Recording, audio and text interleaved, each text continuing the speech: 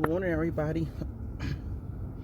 This is going to be a different kind of video this morning because I found out today that my best friend had passed.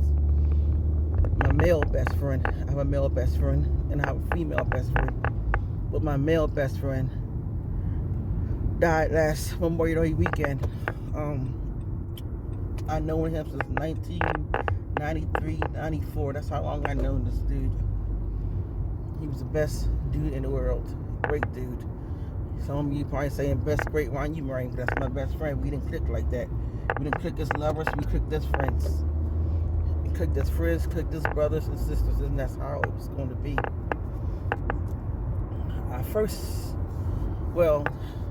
August 30th, 2019, my dad passed, so that was the first devastating news of losing a good, close one that's close to my heart. Because I used to talk to my dad every day in the car to work, from home, on my breaks. He would call me because, my dad probably was lonely with someone to talk to, and I was his listening ear. That's one thing I am. I'm a great friend, and I'm a great listening ear. I would listen to my dad. So, my best friend, he would always call me. We would call, we laugh, we joke, we kid, we had a great time. He always used to call me in the morning. This is why this is going to be a long ride to work. He would call me in the morning after 7:45, or 7:49 now, because he knew at 7:45 I was listening to Nephew Tommy. He was not supposed to call me at that time in the car because I had to listen to Steve Harvey, Nephew Tommy's prank of the day. So he would call me anytime after that, and if he don't get a hold of me at a certain time, he would call me on lunch break, or we usually try to communicate after work for just a few minutes just to check in with one another, to see how each other is doing.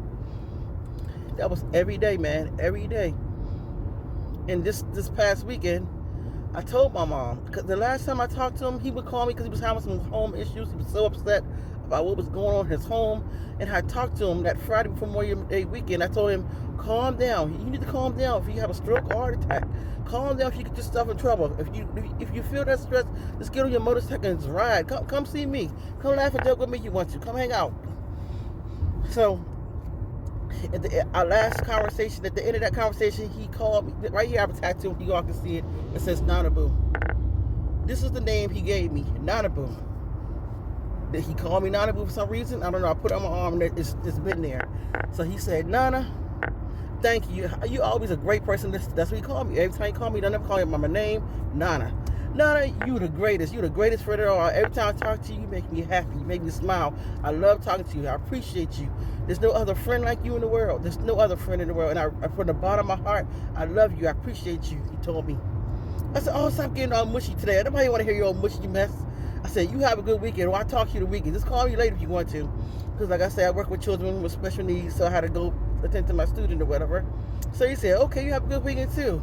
I'll holler at you. And that was the last thing he told me, but that was mushy. We never got mushy like that on the phone. So he was very, very mushy. Like appreciating our friendship. Tell me what a blessing I was. How highly favored he was to have me as a friend. That was Memorial Day weekend.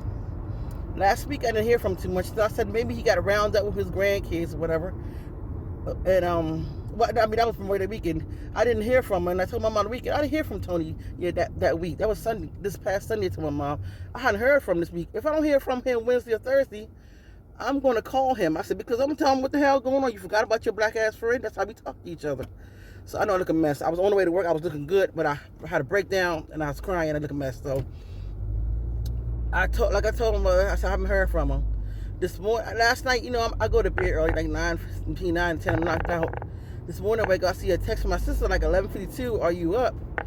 But I was like, I don't know. I wasn't going to answer today, are you up? Because I was thinking, whatever it was, she would call me in the morning. I thought maybe she had some good, juicy gossip for me, or because me and my sister share a lot of juicy gossip, a lot of stuff. So I didn't respond, so I got out the shower. And I heard my phone ringing, my sister's ringtone. I said, oh, something must be really serious. She's called me this morning, and she told me to sit down. She had something to tell me. And what she told me a name, and she said, this is real name? And I said, yes, but you must not, maybe you're seeing the wrong person, or maybe that's the wrong person we're looking at. or your sis. She said, no, this is Pusha, I'm sure. Let me send it to you. When I opened it up, the obituary, I'm so hurt. I'm so devastated. I shouldn't even went to work today because I have like an hour drive, but I'm late anyway. I told him I'm gonna be late. I'm so devastated. My best friend died Memorial Day weekend. He died Memorial Day weekend. I'm so hurt because that Friday before Memorial Day weekend, that's when he told me how much he appreciated me as his friend. I'm the best friend in the world that anybody could ever possibly could have.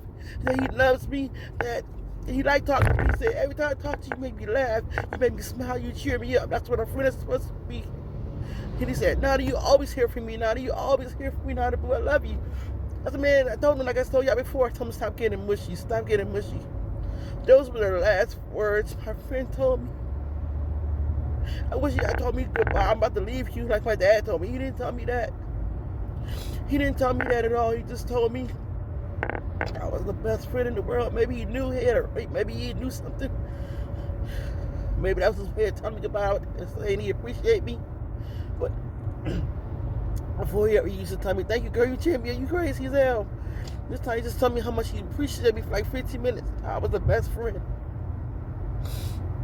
And now my best friend is gone. It's like when I used to go out to work before I had my dad, who I call my best friend, he used to talk to me on the way to work.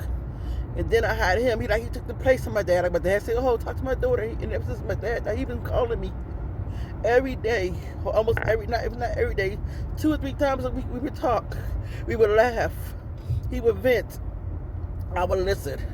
In the conversation, we would laugh, and if he was upset or if I was upset, we would laugh in the conversation. See you tomorrow, talk to you tomorrow, whatever.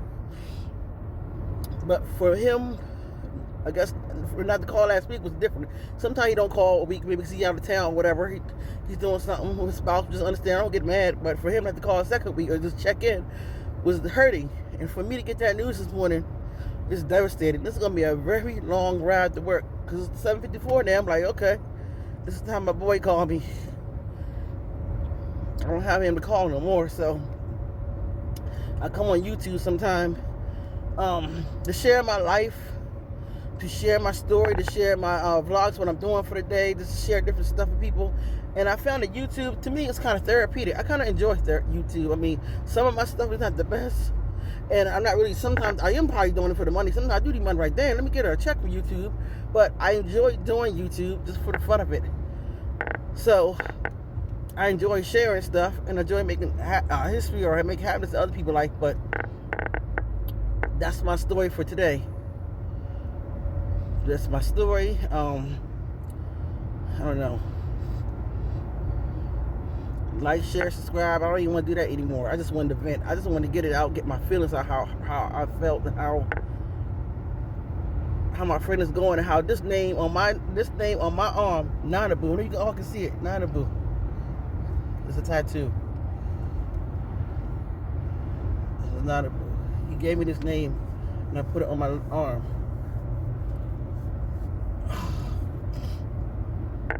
I was waiting for him. I just did it because I was at a tattoo party that night. I don't even know, I was at a tattoo party. They said, what did you put on your name? I was trying, my mom was like, figure out something, put your name or something on there. And I didn't want to put my real name on there. And then somebody's supposed to put Nanabu on there, and that's on my name. It's on my arm. So I feel like a part of him is always going to be with me because that name on my arm is his name he gave me. But anyway, people, thanks for letting me vent. I teared up. I didn't cry too much. I think I'm not going to cry in this road because I can get my eyes straight. I'm going out like an hour away from home. I was ready for work. I feel like a hot mess today. It's okay. I look a hot mess on this camera, but it's okay because you people are my peeps on YouTube. Y'all understand me. So, thank you again for letting me vent. You all have a blessed day. Like, share, and comment. Hollywood loves you. Peace.